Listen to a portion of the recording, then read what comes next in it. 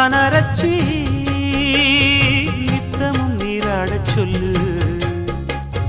மீனாட்சி குங்குமத்த நெத்தியில சூடச் சொல்லு